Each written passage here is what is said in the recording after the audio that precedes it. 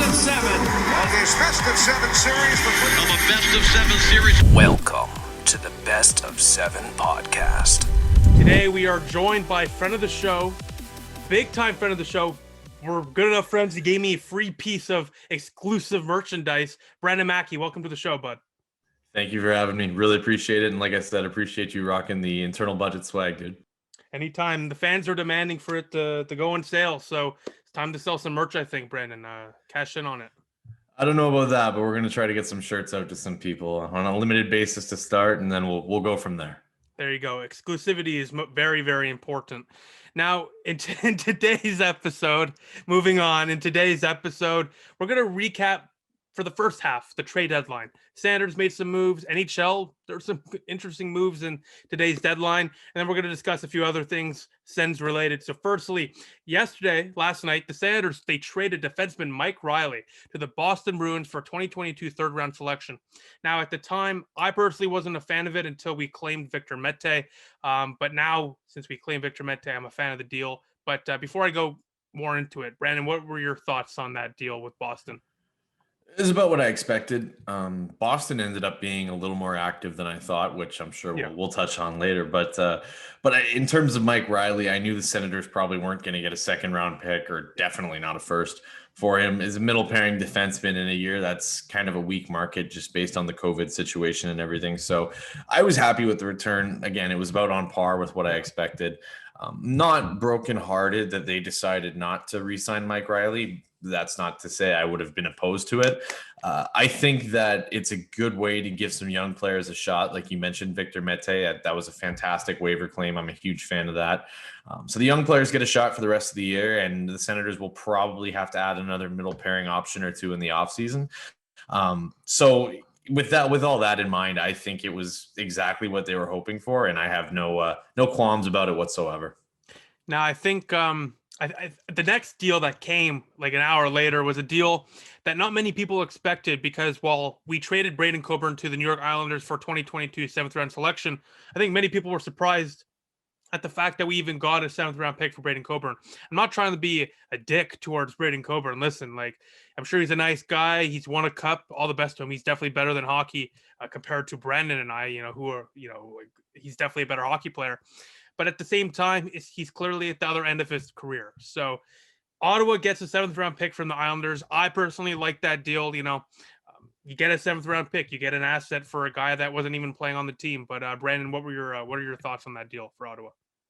I mean, I really don't have too many thoughts on it. Like you, I was honestly a bit surprised that they got anything for Coburn. Yeah. I think a seventh round pick, what can you even say about it? It's totally fine. It's for a guy who is going to be nothing more than a rotational piece or a depth piece on a playoff team. Even last year when he won the cup with Tampa Bay, he only played 3 games in the playoffs. So for Coburn, I'm more than happy with the seventh round pick. I think it was more about clearing up the roster spot to get some young players in there. So no issues with that one whatsoever. I think that's a fine trade.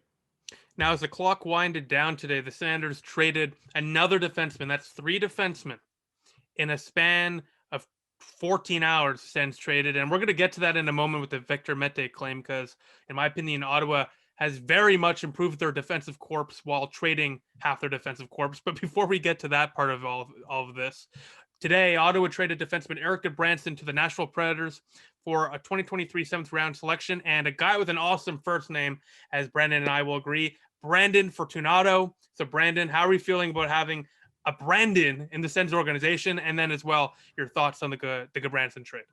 Oh, it's huge. We have a ton of Brandon representation on SENS Twitter, but not quite enough through the organization itself. So, with that in mind, the trade's a home run. As far as Gudbranson is concerned, I think there is something to be said for the fact that the Senators gave up a 5th round pick for him in October, and were only able to recoup a 7th and an AHL defenseman for him now. I keep going back to this, and I hate to beat a dead horse, but you let Mark Borowiecki walk for nothing, only to bring in a guy who makes $4 million more, has performed worse statistically, and you gave up an asset for him. You didn't even get a 2nd round pick or anything as a sweetener. So with that in mind, the Eric Goodbranson era in Ottawa has been a bit of a disaster for me, and I have nothing against the guy. He seems like a phenomenal person. He's a local kid who got to play for his hometown team, so that's pretty cool. By all accounts, the players loved him, the coaching staff loves him, but I mean, it turned out okay.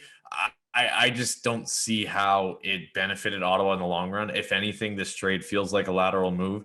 But in Brendan Fortunato, you're getting a guy who has some potential. He's got some scoring touch. People have really liked what they've seen from him, especially at the college level at Quinnipiac University.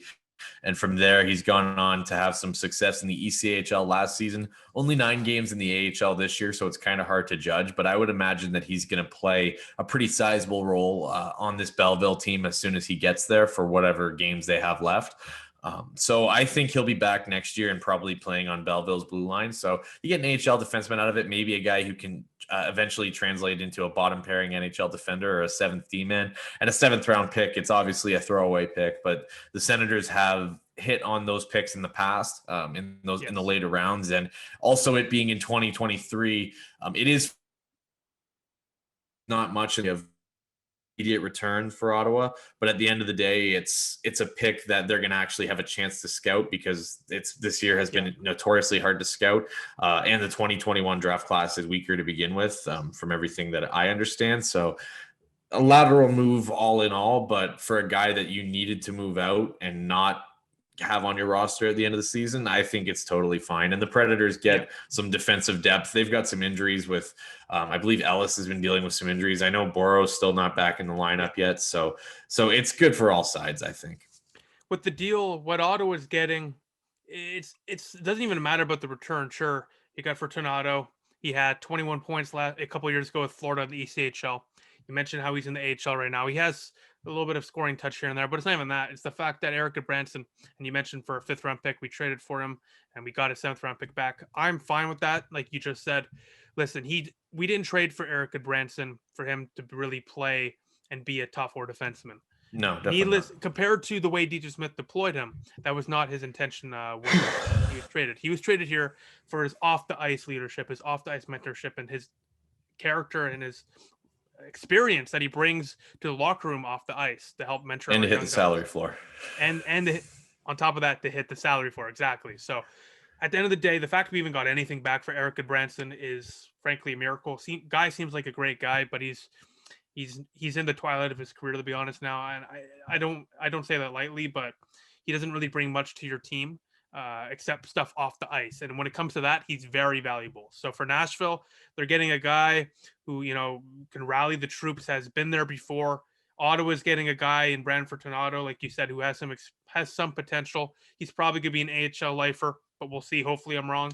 And a 7th round pick, you know what?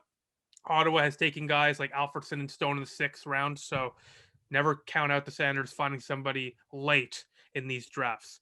Now I want to transition this over to Victor Mete, the newest Ottawa Senators left-handed defenseman.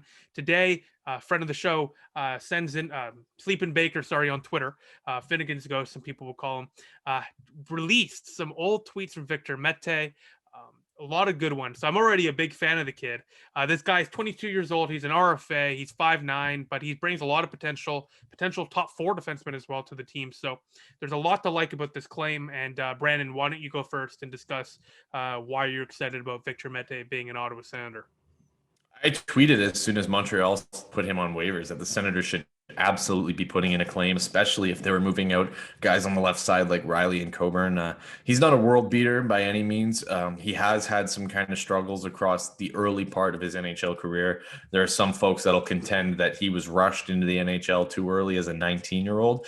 But for now, the Senators are getting a young guy, left-handed defenseman who's quick, can move the puck, and can bring something to their third pairing or maybe even a second power play unit, especially depending if, Eric Brandstrom doesn't quite find it, but though there's no reason to believe that he won't. It's just a player that the Senators can't afford to pass up on. Jake Sanderson is at least another 100%. Year away.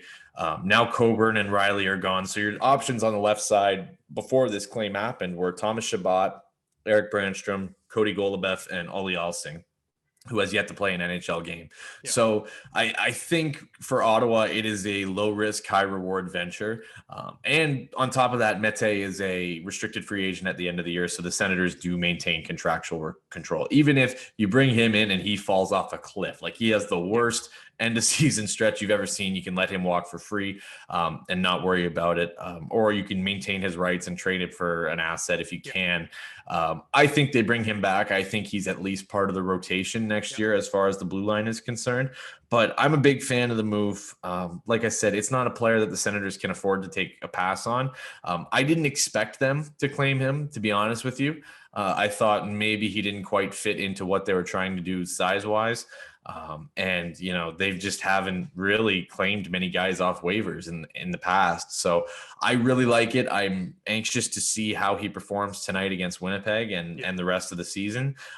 So, yeah, pleasantly surprised by them claiming Victor Mete, and I'm a big fan of it. I'm excited to see what he can do. I agree. And I think Victor Mete, what's most important about him and the claim itself for Ottawa is it makes the Mike Riley trade more palatable and makes it more sense. Now, look, Ottawa, they traded Coburn, Goodbranson, and Riley. In return, they got a third-round selection, 2 sevenths, any AHL defender, Brandon Fortunato, and then, of course, claimed Victor Mete. That's a great day for Pierre Dorion.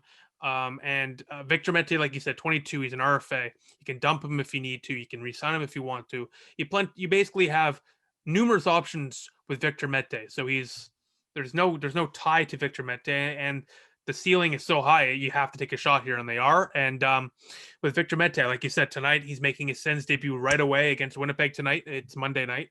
We're doing this we're doing this just after the trade deadline. But with Victor Mete, you're getting a guy that I think he's going to want to really prove it to Montreal that they made a big mistake, and I think he's going to get all the opportunities in the world to do that with Ottawa.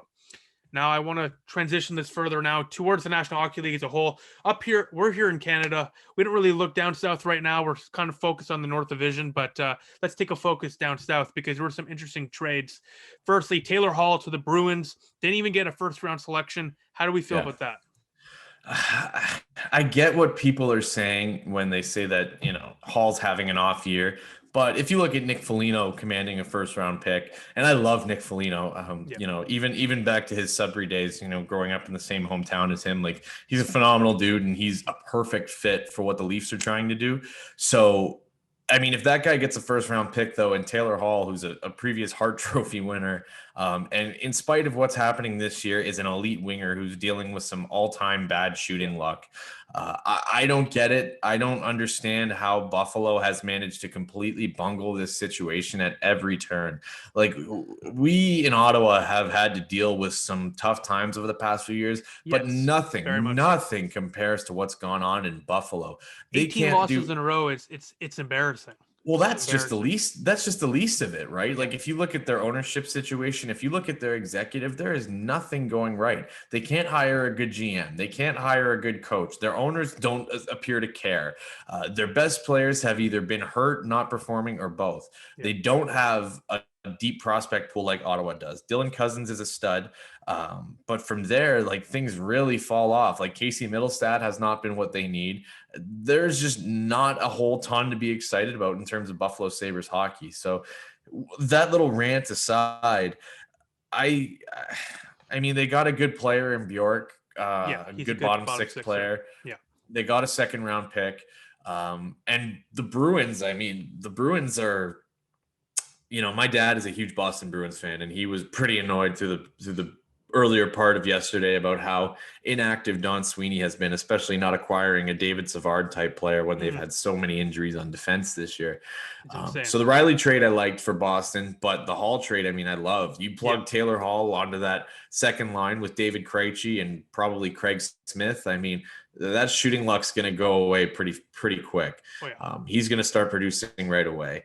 And you couple that in, you get Curtis Lazar, who at this point in his career is a good fourth line player. I'm really liking this trade for Boston. I think they just upped their playoff odds a bit with regards to the potential to make a deep run. I think it's a good fit for Taylor Hall. I think it's a good fit for the Boston Bruins. I just wonder what the hell is going on in Buffalo where it's come to this. You sign this guy for $1 year at $8 million, knowing that you're going to trade him at the deadline, and you can't even get a first round pick for him. It's just, and you retain half the salary too. That's the other thing. You retain half the salary and you still can't get a first round pick. Are you kidding me? For Buffalo, it's a disaster. But I want to look at this more at Boston. We already know Buffalo is a disaster. Yeah. Here in Ottawa, we can understand organizations that are going through a little bit of an issue. Buffalo's been a little historic lately, to be honest, the way they've treated their alumni, to be honest, and there's a bunch of other things. It's been terrible. But for Taylor Hall, he's always had to be the guy. In Edmonton, he was the guy. In New Jersey, he was the guy. In Buffalo, Jack Eichel's the guy, but he was a part of the core.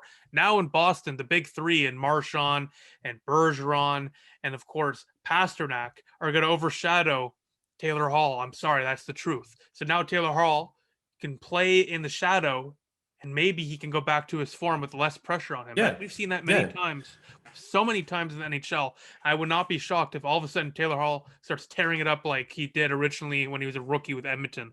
We'll see. But he's a second line guy. You know, he might even be on the second power play unit the way this Boston team, like, they're loaded. So, and again, like I said, I'm a big David Krejci fan. For my money, he's been one of the more underrated players in the league over his career. The way he moves the puck and his ability as a playmaking center is going to do wonders for Taylor Hall. So I'm actually very excited to watch Boston play Buffalo tonight. I think that might be my simulcast with Ottawa playing Winnipeg tonight. I might have my eye on that Bruins game, especially because I just traded for Taylor Hall in fantasy. There you go. My fantasy teams. Hey, just quick segue before we get to the next trade. Both teams made the playoffs. Little nervous. Didn't make any trades at the deadline, but I'm pretty confident with the boys. I lost Nugent Hopkins and Stamkos going into the playoffs to injury, so I had to trade Tyson Barrie for Taylor Hall, and I'm hoping it pays off for me. 1 for 1, huh? A little 1 for 1. The trade is 1 for 1.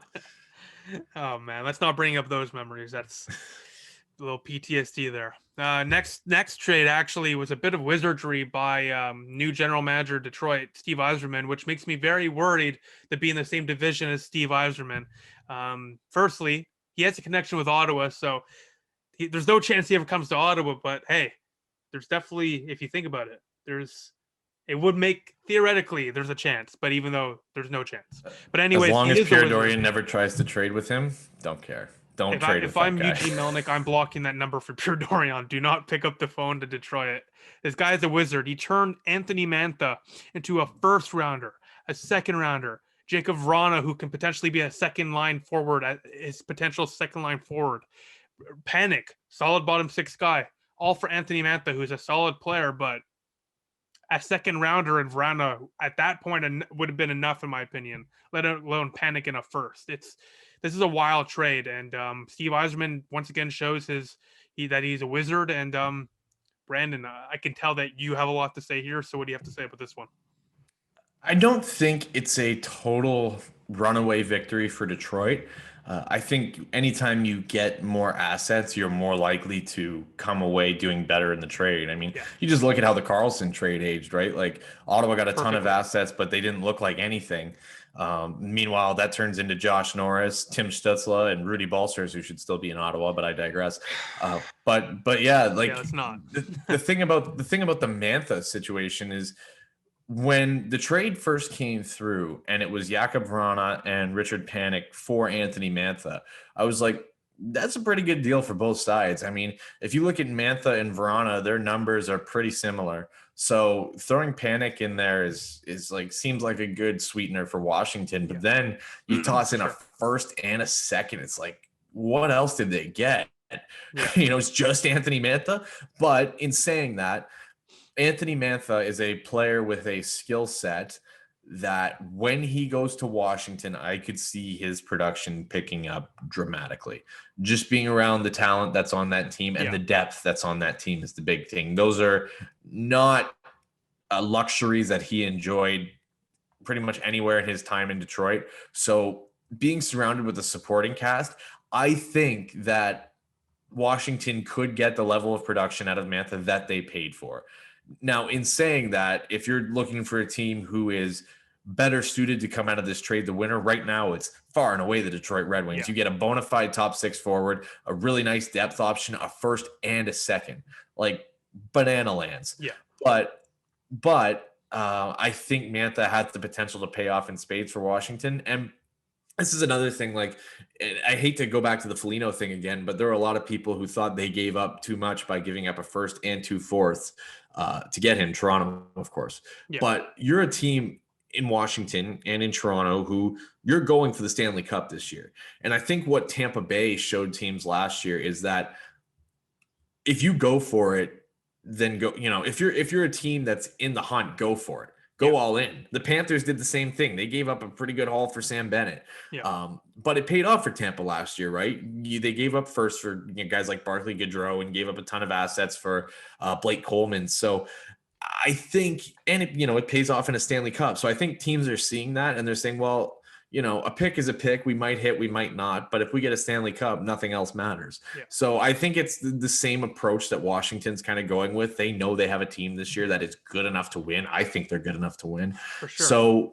So I mean, in that sense, I like it for both sides. But I think if we're sitting and looking at it today, the winner is the Detroit Red Wings. I'm just not so sure that that'll be the case 6 months, a year, a few years from now. 2 things. One, get Anderson, Craig Anderson, Sens legend, best goaltender in Sens history, a damn cup, Washington. All right. Hell yes.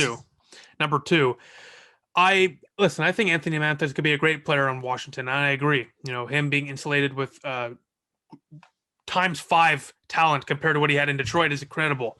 That being said, trading a first rounder, a second rounder, and a player like Vrana, who has less of a ceiling than Mantha, but they're still at the same sort of level right now. I'd say Mantha's a little better, but at the same time, you're trading a lot for a guy like Anthony Mantha. So, for Washington, hey, Mantha's going to do great things for you, and he's gonna definitely help that team win a cup potentially.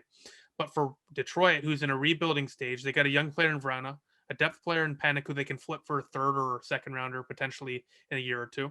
And then they also got a first and second round pick, and you're giving that more draft assets to Steve Yzerman, who's a wizard. So that itself is a win for Detroit fans because Stevie Y is the best general manager potentially in sports right now. I'm not afraid to say that. I think you definitely have a good argument that he's the best in hockey. Julien Brisebois in Tampa Bay is up there too, but I mean, a lot of that core was built by Steve. Right? Yeah, exactly. It was built by Steve Yzerman. Yeah. I really like the direction that this Red Wings team is going in. I don't like that they're in the same division as the Ottawa Senators when things go back to normal next year. But when you think of the pool that they have right away, I think they're a year or two behind Ottawa in the sense that their prospects are younger and haven't quite developed yet.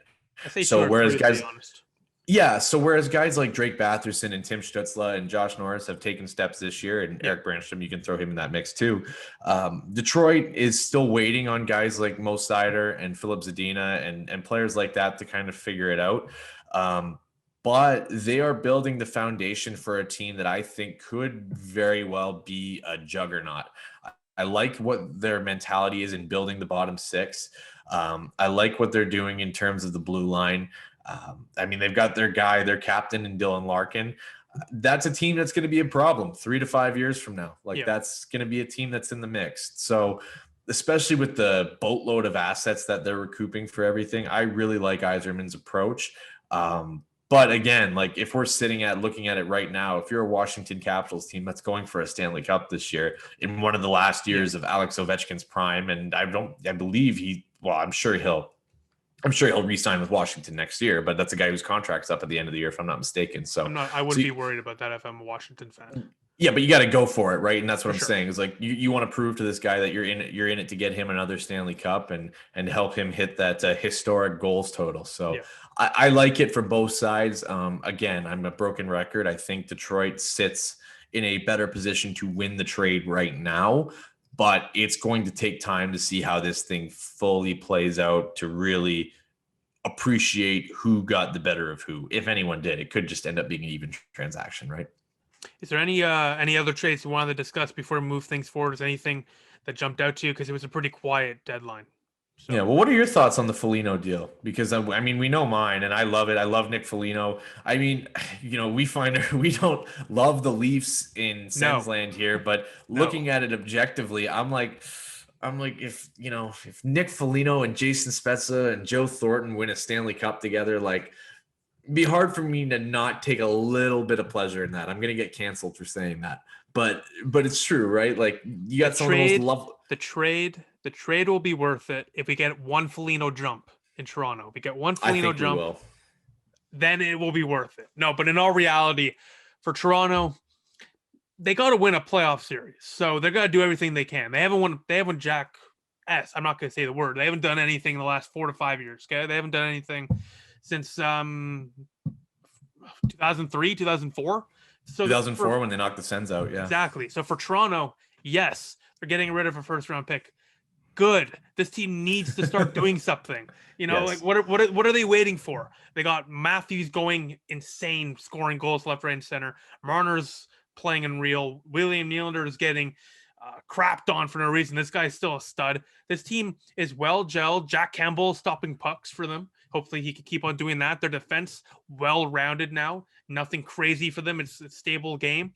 This is the year for Toronto. So sure, give up a first-round pick. Give up a couple of fourths. Who cares? Go all in. Nick Foligno, Jason Spezza. You got all these talented players. You got all that leadership. They've never won a playoff series. So Matthews, Marner, they're not going to – people understand this. These guys are not going to push them through. They're going to push them through by scoring, but you need that guy in the locker room to be like, hey, guys, we got this. Spezza, Foligno. You got, of course, Thornton. Like, I could go through the whole list. They got a lot of veteran leaders in there, and that's going to help them big time. Well, it's interesting. I had Sean McKenzie from Sportsnet on my show not long ago, and this is a guy who's at least practices every day. You know, he sees this team probably closer than anyone, especially in COVID times. And he said the biggest difference with this team than the one in years past is just the attitude. So whereas a year or two ago they would have had a bad loss, and you're looking at them going like, oh, this is where they start to spiral. This year, the next day at practice after they got blown out, you got Joe Thornton joking around, yelling at people, you know, just keeping things light.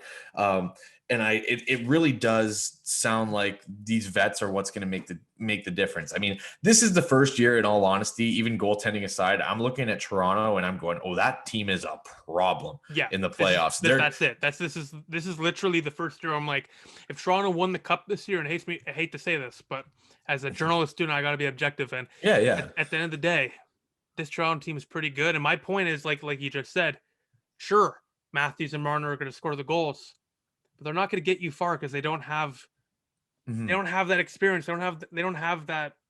Well, even beyond that yet. And they need even guys beyond like that, Foligno look at their and bottom Spezza to six. help push this locker room forward, keep things positive.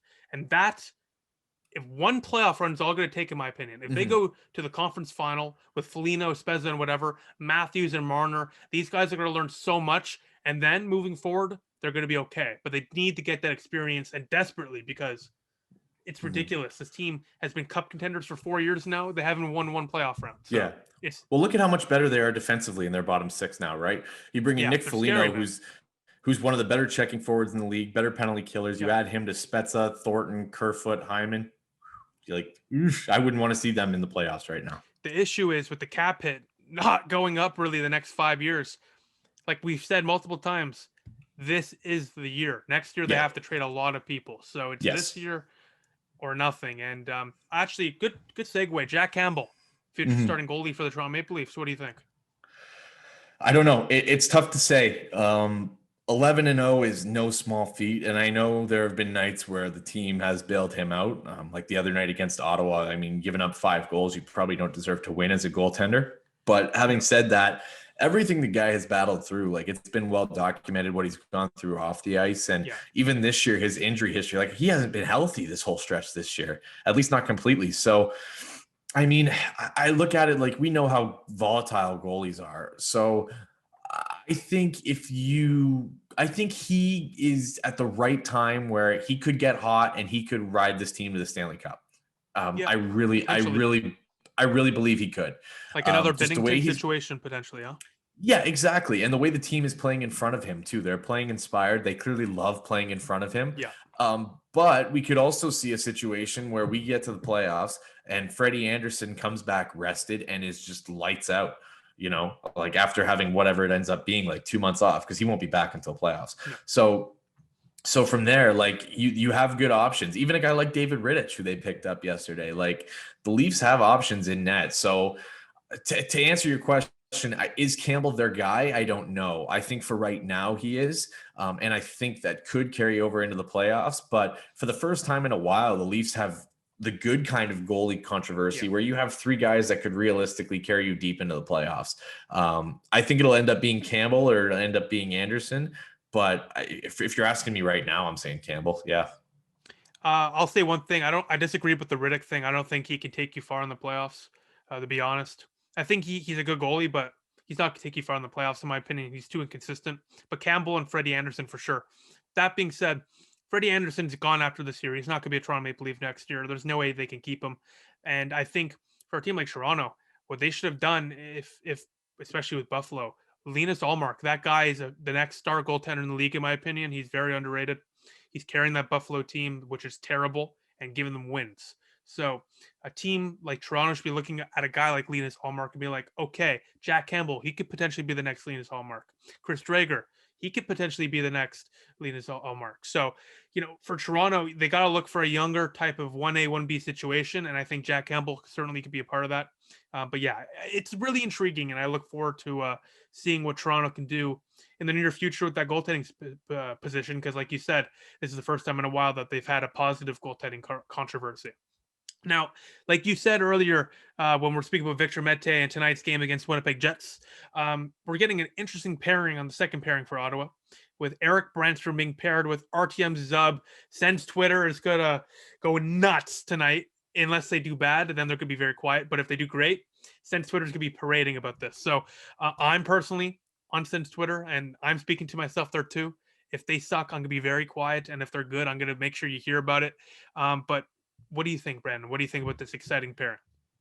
Thomas Chabot has been Ottawa's best defenseman this year, but Artem Zub has been their most consistent. Yes. He's been an even keel guy no matter who he's playing with, whether he's playing with Chabot or Mike Riley or Braden Coburn. He's only had one or two games where you're going, he didn't play great. But even then, it's like it hasn't been glaring. You haven't seen the glaring mistakes that you've seen from some of Ottawa's other defenders. So that's all around about former defender. Yes, former. Yes, that's all a roundabout way of saying that I think he's going to do wonders for Eric Brandstrom. Brandstrom is a guy right now who needs defensive stability. If you look at what he can do offensively, his impact in the offensive zone and on the rush is, if it's not better than Chabot, it's up there. Like, he's been really dynamic with the puck on his stick this year. But defensively, he's been a bit of a train wreck. And I don't hesitate to say that because he's a young player who is still figuring it out at the NHL level. For sure.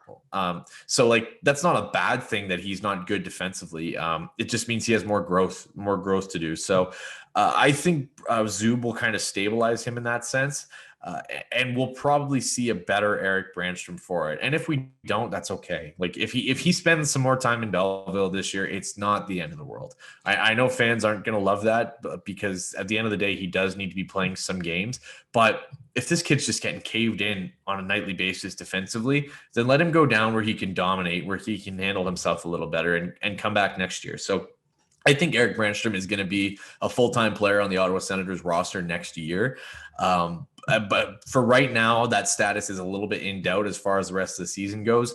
But I'm really excited to see how him and Zub complement each other, because you have Brandstrom's dynamic offense with Zub's kind of steady two-way game. And I think Zub might end up being his Dylan DeMello or his Mark Mathot. And I know that's easy to say, and I know we probably honestly in the Senators circles kind of throw those comparisons around a little too much. But I think I would disagree with that. I think that's a perfect example. When you're looking at Zub and Brandstrom, all you have to do is look at that first road trip for the Ottawa Senators where we lost our first 10 out of 12 games. That defensive Braden Coburn, Josh Brown, Branson, they got caved in. And I mean caved in. We were losing like 9-1 every game, okay? And look what happened. Zub, honestly, though, you were writing reports. I was making videos. It was not a fun time, and that's why I'm getting heated. That being said, Zub, as soon as he was finally inserted into the lineup after SENS Twitter literally forced the SENS organization to put him into the lineup, literally willed it into existence. Manifested it, exactly. He turned Mike Riley into a serviceable offensive defenseman with great underlying numbers. Before he played with Zub, and I'm sure with him being with Goodbranson, Zaitsev, everything didn't help his advanced analytics. He was terrible. And then being paired with Zub, he was fantastic. So Brandstrom, who's better than Mike Riley, in my opinion, not yet, but he will be better than Mike Riley. He has the potential to be a star defenseman in the league. He needs a stabilizing presence next to him. Artyom Zub, he's kind of a veteran. He's played in the KHL for a few years, like Kirill Kaprizov. I don't consider him a rookie. I'm sorry. He's an established pro hockey player, and he's going to help Brandstrom in so many ways. And more importantly, he's going to learn. You can't shelter a guy, especially defense, is like a goalie. You can't shelter a defenseman on the third pairing, especially offensive defenseman, for 8 to 10 minutes on the third pairing every night. He gets walked on a couple of plays and then bench him. All you're doing is killing his offensive confidence and killing his confidence as a whole to defend the puck. What you need to do is put him out there with a stable presence like Zub and give him the minutes and let him learn from his mistakes. And that's what Ottawa's going to do in the last 14 games in the season. And that's what Brandstrom has desperately needed. Yeah, we shouldn't expect Zub to come in and immediately rectify all of Eric Brandstrom's defensive issues, though. Like that's something that's going to take time, and I know fans are eager to see some quick fixes, especially. And I can't blame them after everything they've seen over the past few years. It's been a hard few years. Yeah. What I mean when I say that the comparison gets thrown around a little bit too much is that, like, Karlsson and Mathot, that was lightning in a bottle. Those were two guys who had chemistry on and off the ice. Complemented each other so perfectly in their styles of play. So to expect that of Artem Zub and Eric Brandstrom is not fair to either guy. To also say that all of Mike Riley's success can be attributed to Artem Zub, I think that does a bit of a disservice to Riley, just because, you did see him make some changes in his play style. And did Zub free him up? For sure. Absolutely. Like, Zub definitely helped stabilize him. And probably, more so than an Eric Goodbranson or a Josh Brown did. But I think that, these are still, at the end of the day, two guys who are getting acclimatized to the NHL game. Like, Zub is a bona fide pro, yes, but it's still his first year in the National Hockey League. So I think they're going to do really well together. I'm definitely not saying they're not. Like, I'm really eager to see this pairing. But by the same token, I think we do need to temper our expectations a bit. Just in the sense that this is still an extremely young, raw talent in Eric Brandstrom that has more work to do in his own end of the ice. But I do think that Artem Zub can only do good things for his game and only serve to help him as a player. You're definitely right. And my point really is the fact that Mike Riley, he's not a defensive defenseman. Eric Brandstrom, not Goodbranson, Eric Brandstrom, he's not a defensive defenseman either. They're both offensive defensemen. Artyom Zub, more of a two-way stay-at-home anchor defenseman, okay? So what that gives for an offensive defenseman is, okay, I can pinch up. I can trust that somebody's back. And that alone will improve, their ability to individually develop their own game. Because if they know and they have the assurance that there's somebody back, they can play their game. They're not playing out of their style. So that's what I meant. Artyom Zub is going to give the back end presence that they need to play their own game, and that way they're more comfortable, and then they can work out their own issues. So you're definitely right. And I would like to say both Brandons here are 100% right on this one. Yeah, I couldn't agree with you more, man. I think it's going to be fun. I'm excited to see what they can do. I'm excited to see what JBD brings to this blue line and what Pinto looks like, maybe even between Tim Stutzla and somebody else. Like, there's a lot of young players coming up that I'm really, really curious to see how they do. Great transition, Brandon, because the next question or next kind of topic I want to discuss is, in a recent video, I mentioned how, like you just said, Shane Pinto next to Drake Batherson and Tim Stutzla would be a dream. Pinto is winning over 60% of faceoffs in the NCAA this season, which is very good if you were not aware. That's Antoine Vermette type numbers. That's insane. It's actually good. Yeah, it's ridiculous. So how are you feeling about the incoming debuts of, firstly, Shane Pinto, and then number 48, JBD? Well, I'm ecstatic. I mean, I think JBD is a guy that could have walked into training camp this year and earned a spot on the Ottawa Senators. In speaking with him, I know that the way last season ended with the COVID stoppage may have played a part in his decision to return to college for another year. But he's a guy who's pro ready. We talk about Artem Zub as a stable two-way guy. That's Jacob Bernard-Docker to a T. He has some offensive flair and some offensive ability, but he's never out of position. He plays the body when he has to, but he lets it come to him. He doesn't run around chasing big hits. His angles are exceptional. His stick work is phenomenal. He doesn't take a lot of penalties. Like, I love everything about Jacob Bernard-Docker's game. I think he's a stud.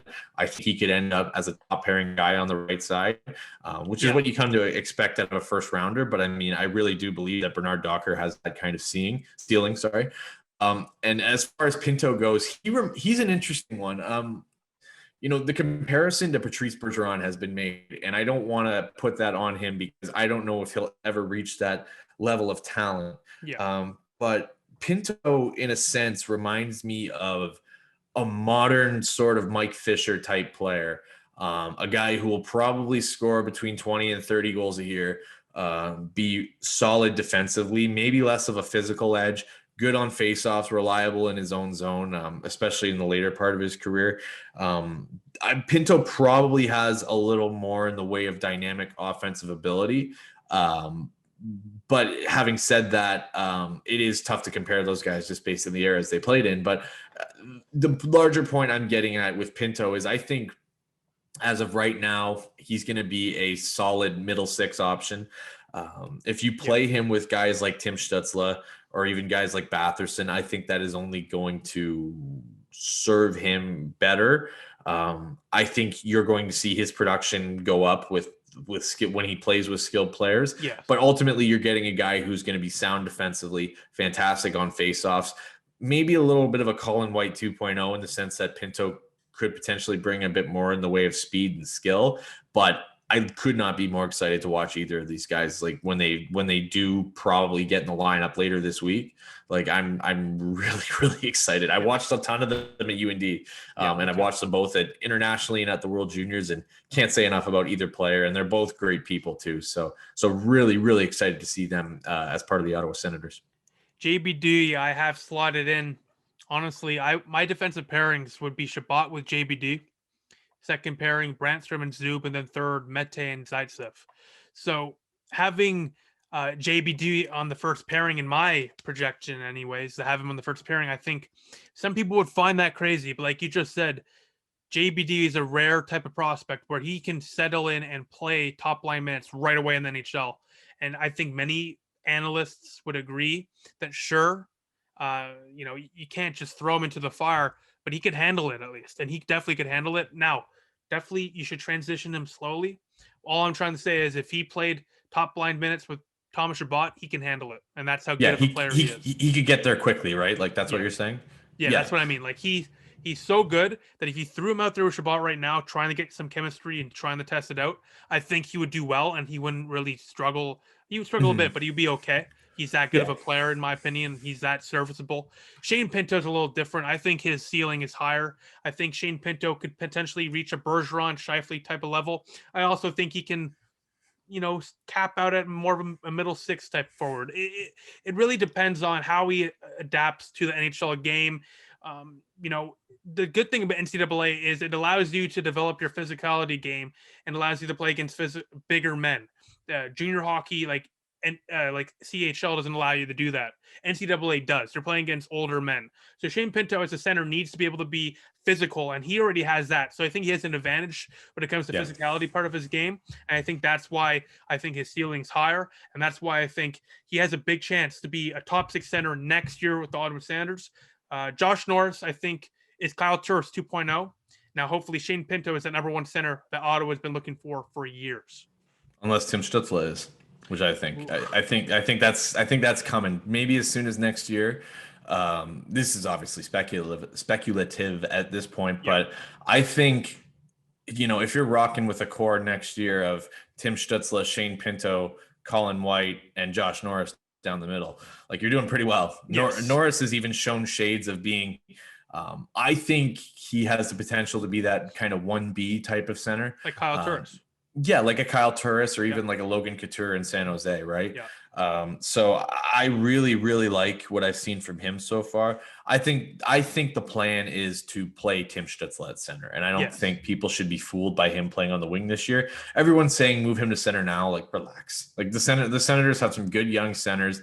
Stützle's still a 19-year-old kid that's probably dealing with some fatigue, and you're going to throw him at center in a division where he has to play one of Connor McDavid or Austin Matthews or, you know, even Elias Pettersson, like, every night. Like, no, like, why would you do that to him?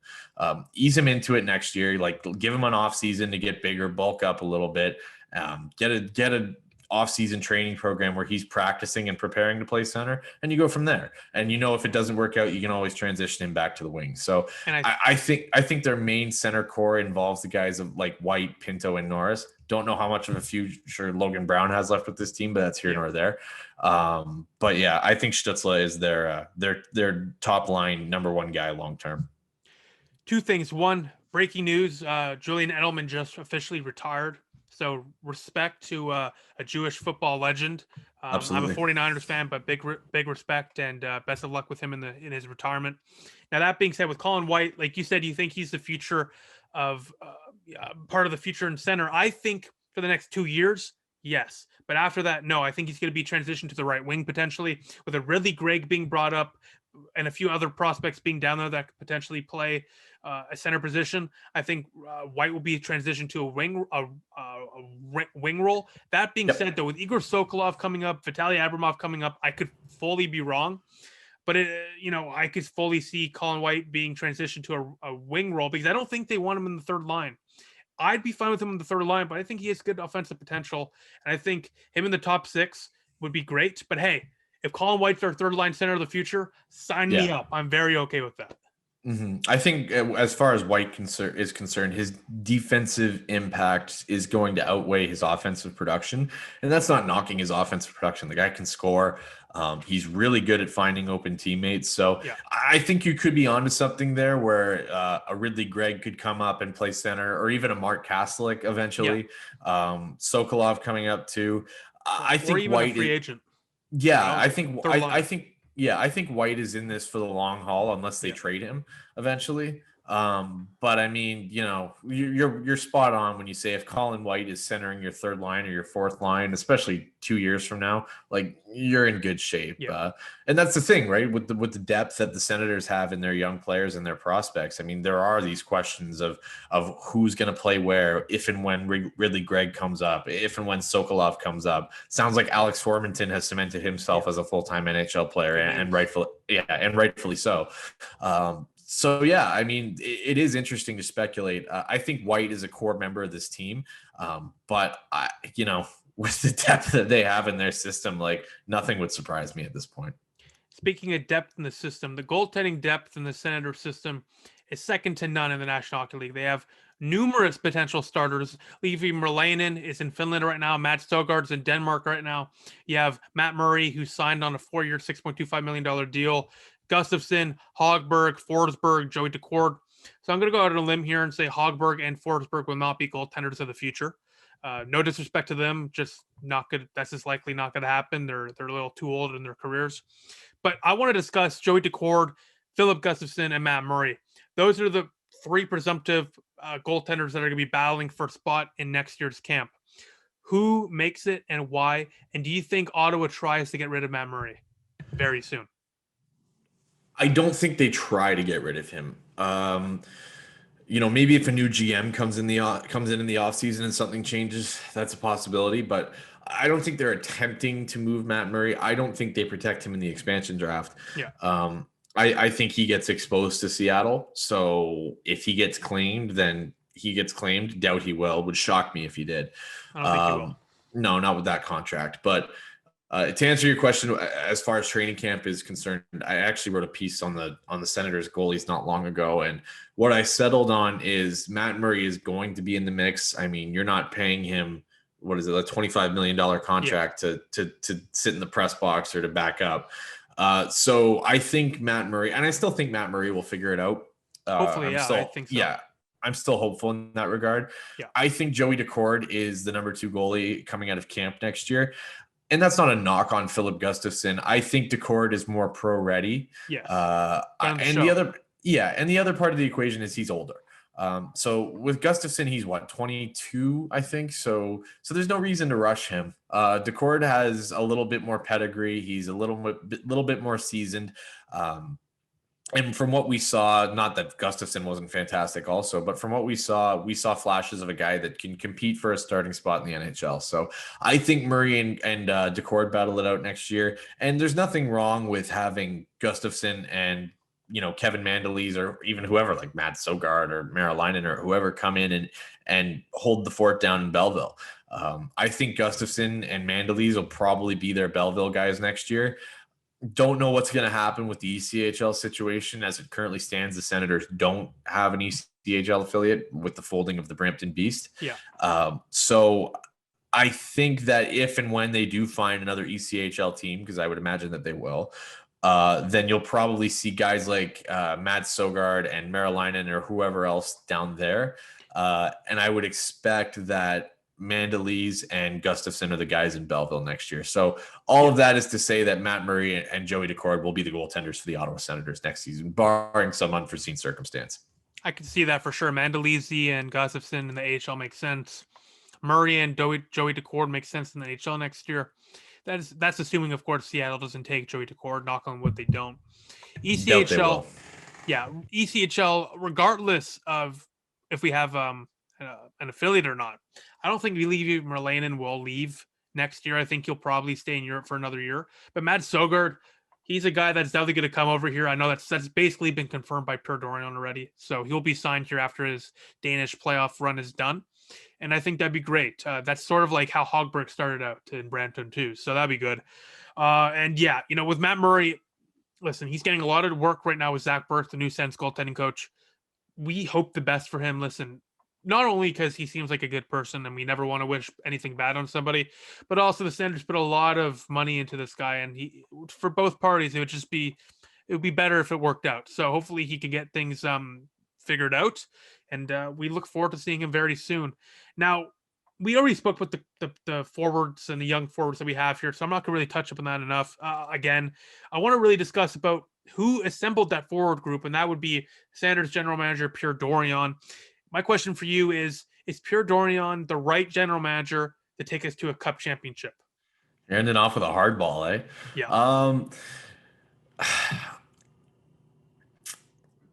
I think Pierre Dorion's seat is getting toasty right now. Yes, I would agree. I think it's getting warm. But it's toasty.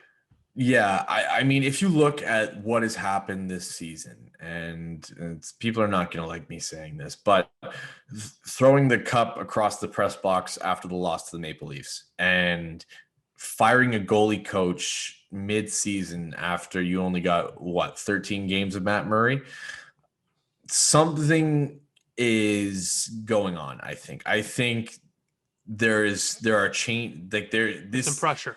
Yeah, I think changes are trying to be accelerated. So is Pierre Dorion the right guy? Like, let's say he gets, a 3-year extension or whatever, or a 2-year extension after this season. Is he the right guy to lead them to a championship? I'm going to say no, but it's not an emphatic no. I think he has done a phenomenal job of building the core of this team, especially given the circumstances, which we were all painfully aware of. I think whether he fell bass backwards into it or not, he got a fantastic return for Erik Karlsson. Tim Stützle, Josh Norris, those are some prime assets that are going to be a big part of this team's future. Not getting a first from Mark Stone is inexcusable, but Eric Brandstrom is a pretty nice consolation. If not a number 1 left defenseman, then a number 2. Yeah. And guys like Batherson and Formanton, those were all Pierre Dorion drafts. So to that end, he's been the right guy to build the amateur part of this team. But the pro scouting has historically not been there. The talent evaluation has not been there. And even, aside from guys like Matt Murray, who I love the trade. Not sure I love the contract with regards to Matt Murray. I think the Evgeny Dadonov contract is fine, and I think that's going to pay off in spades in the next couple of years. But you look at, the Derek Stepan acquisition, and you look at the asset management surrounding letting Borowiecki go and Goodbranson and bringing in Goodbranson and not getting an asset to take him on, and the Hoffman for Bodker thing that we always go back to.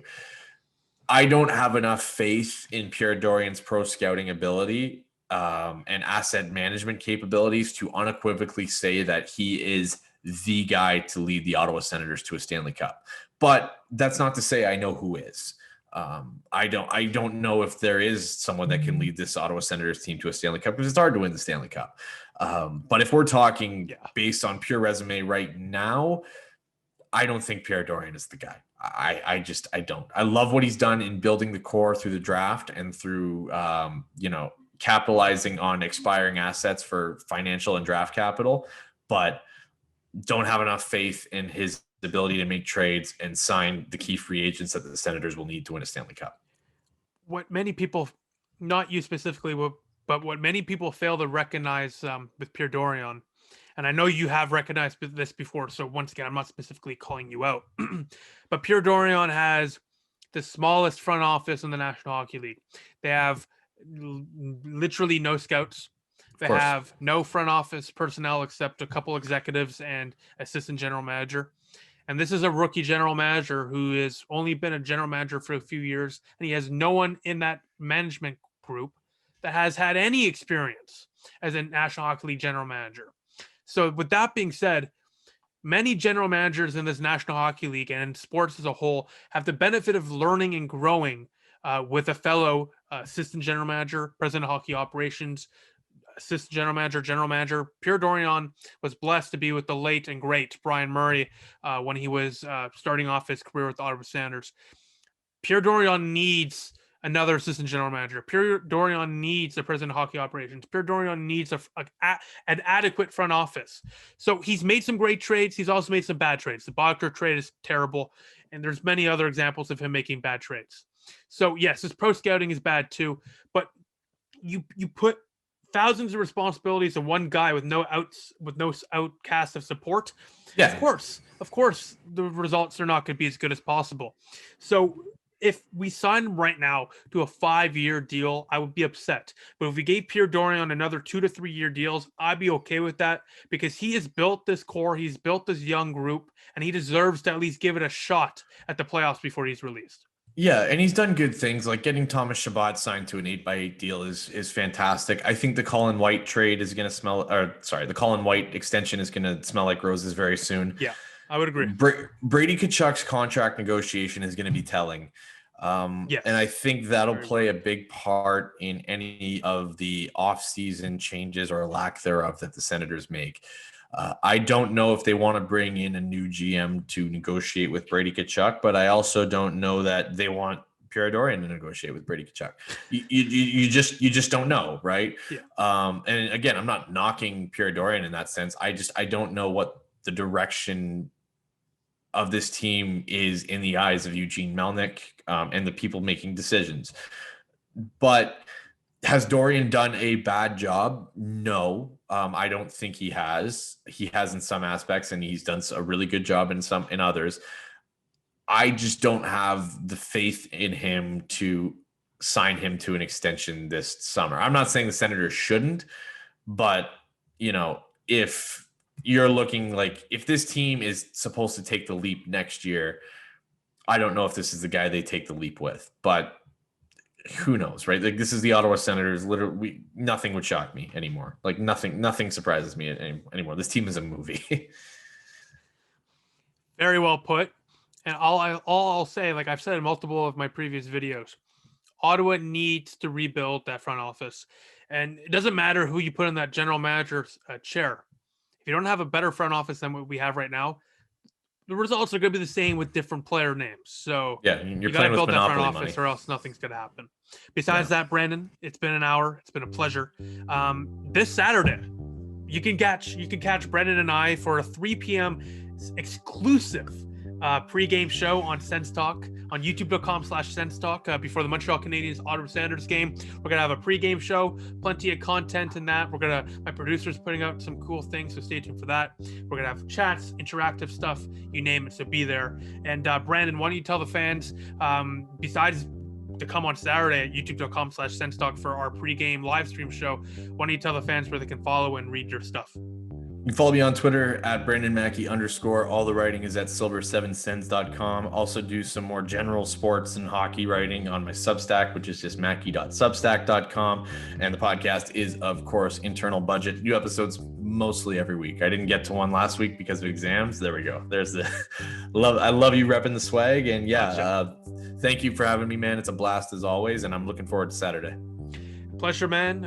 Appreciate the free merch. I have to have you on now multiple times for this exclusive shirt. And I look forward to having you on Saturday. And it was a good day to be a Sens fan, and I look forward to the future. Likewise, man. Thank you for having me. Anytime.